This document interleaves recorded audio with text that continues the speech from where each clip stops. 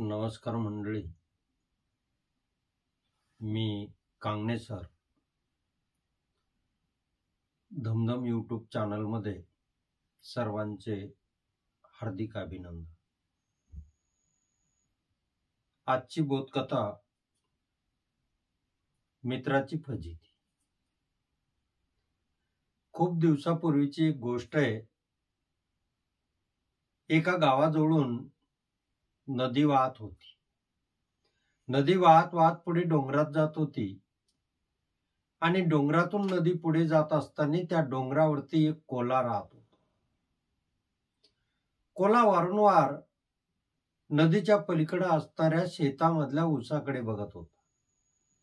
कारण नदीच्या पलीकडे शेत जमीन खूप छान होती आणि त्या काळ्या कसदार जमिनीवरती अनेक शेतकऱ्यांनी ऊस लावले होते आणि ते ऊस खाण्याची इच्छा वारंवार कोल्ह्याला होत होती.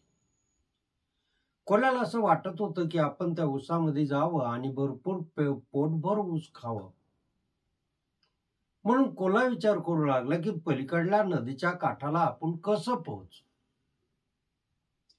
त्याच्या डोक्यामध्ये एक दिवस विचार आला, आपण जर उंटाला सोबत घेऊन गेलो, उंटाला छान नदीत पोहता येतं, तो खूप मोठा आहे आणि तो पलीकडे आपल्याला नेऊ शकतो.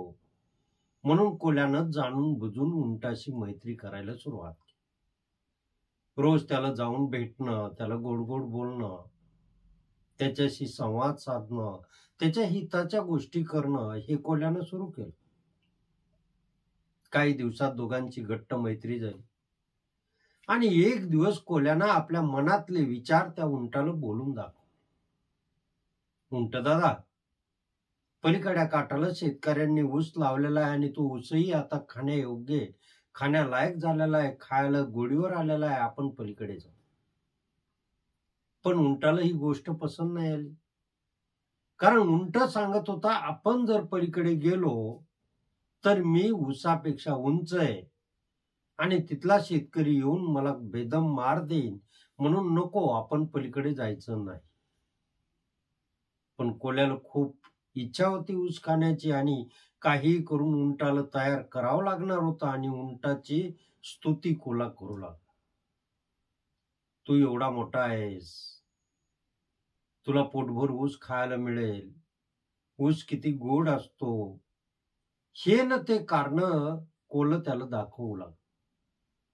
आणि ते ऐकून एक दिवस उंट सुद्धा तयार झाला. दोघे तयार झाले. दिवस मावळ तिकडे झुकला आणि त्या दिवशी ऊस खाण्यासाठी दोघांनी ठरवलं. जायचं असं ठरल्यानंतर ठरल्याप्रमाणे कोल्हा आणि तो उंट हळूहळू नदीच्या काठावर गेले. उंट पाण्यामध्ये शिरला. कोल्हा पटकन उठला आणि उंटाच्या पाठीवरती बसला.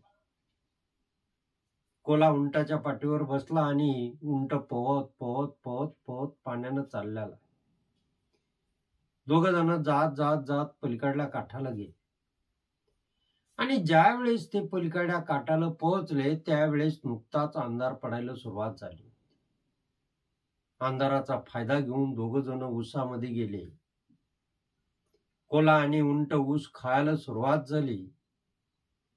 परंतु 4-10 ऊस खाल्ल्यानंतर कोल्ह्याचं पोट भरपूर भरलं आणि कोल्ह्यानं ढेकर देऊन मोकळं झालं. उंटानं कुठं 9-10 ऊस खाल्ले होते आणि नेमकीच तर सुरुवात केली. एवढ्यामध्ये त्या कोल्ह्याचं पोटही भरलं आणि ते उंटाकडे गेला आणि उंटाला काय म्हणाल, उंट दादा, माझं पोट भरलं रे, पण मला एक आदत आहे, मला एक सवय आहे की पोट भरल्यानंतर मला मोठमोठ्यानं ओरडावं लागतं, कोलेकुई करावं लागते आणि मी जर ओरडलो नाही तर माझं पोट रिकाम, म्हणजे असं मला पचन होणार नाही, म्हणून मला ओरडावंच लागतं. उंट म्हणे, येडा झालास का काय, तू जर ओरडलास तर त्या शेतावर असणारा शेतकरी, त्याची बायको, मुलं सगळेजण येऊन मला बेदम मार देतील, तू ओरडू नकोस. पण कोल्ह्याला उंटाची फजितीच करायची होती, मित्राची हालच बघायची होते आणि कोलं काही ऐकायला तयार नव्हतं. कोलं सांगत होतं, मला वरडावंच लागतं, नाईलाज आहे. आता कोल्याचा नाईलाज बघून आणि ओरडायचंच हे बघून उंट काय बोलणार, बिचारा गायावाया करू लागला, छोटूशा कोल्यापुढे हात जोडू लागला. पण कोलं काही ऐकायला तयार नव्हतं. कोलं शेवटी ऐकलंच नाही, एकदाच ओरडलंच. कोलं जोरजोरात ओरडायला सुरुवात केली. शेतकऱ्यानं शेतावरच्या घरी कोल्यांचा आवाज ऐकला आणि शेतकऱ्याला कळून चुकलं की कोल्हे आपल्या ऊसामध्ये घुसलेले आहेत. पहिलाच तर खूप ऊस शेतकऱ्याचा खाल्लेला होता आणि त्यामुळे शेतकऱ्याला कोल्यांचा खूप राग आलेला होता. म्हणून बायको, त्याचे 2 मुलं, शेतकरी यांनी हातामध्ये लाकडं काठ्या घेतल्या आणि पळत जिकून आवाज आला तिकडे गेले. कोल्यानं शेतकरी आणि त्याचे मुलं येतात हे बघून शेतात लावलेल्या कुपाटीच्या भुसकीतून तो पटकन पळाला आणि नदीकडे पळत सुटला.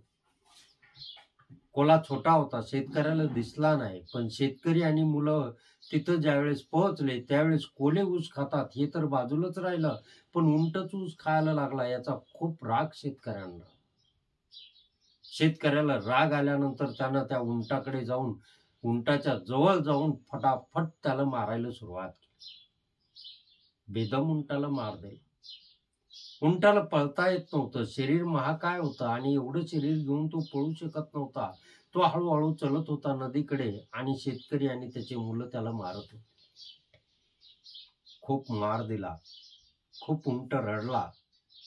उंटाच्या अंगातून रक्त पडत होतं, ठिकठिकाणी उंटाला लागलं होतं. उंट घायाळ झाला होता. कसा बसा एकदा नदीच्या काठी जाऊन पोहोचला. शेतकरी मारून मारून थकला आणि शेतकरी आणि मुलं वापस.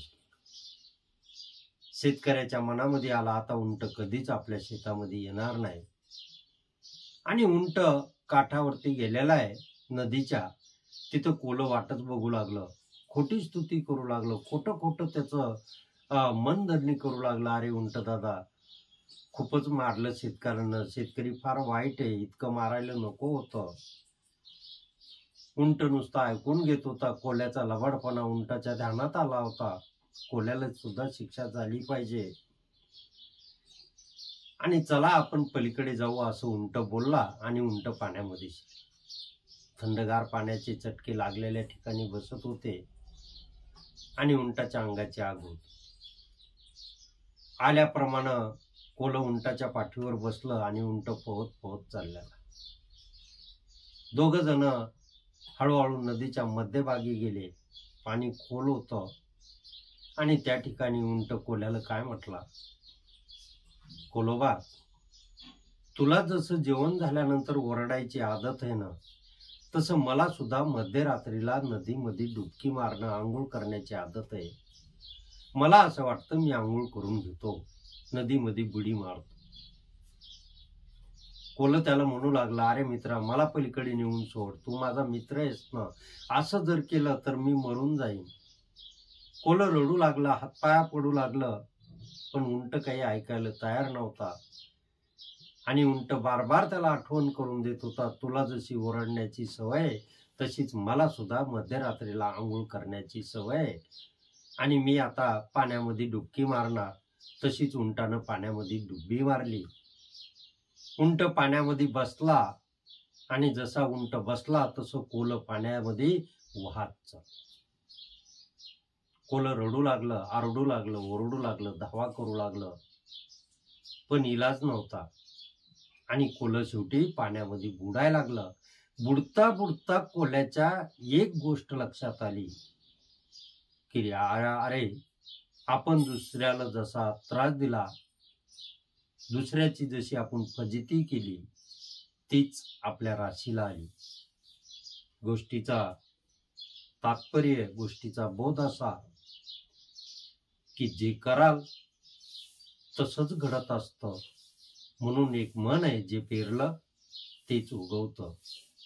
इथे गोष्ट थांबवतो. आवडली तर लाईक करा, शेअर करा, बेल आयकॉन दाबायला विसरू नका आणि हो, कमेंट सुद्धा करा.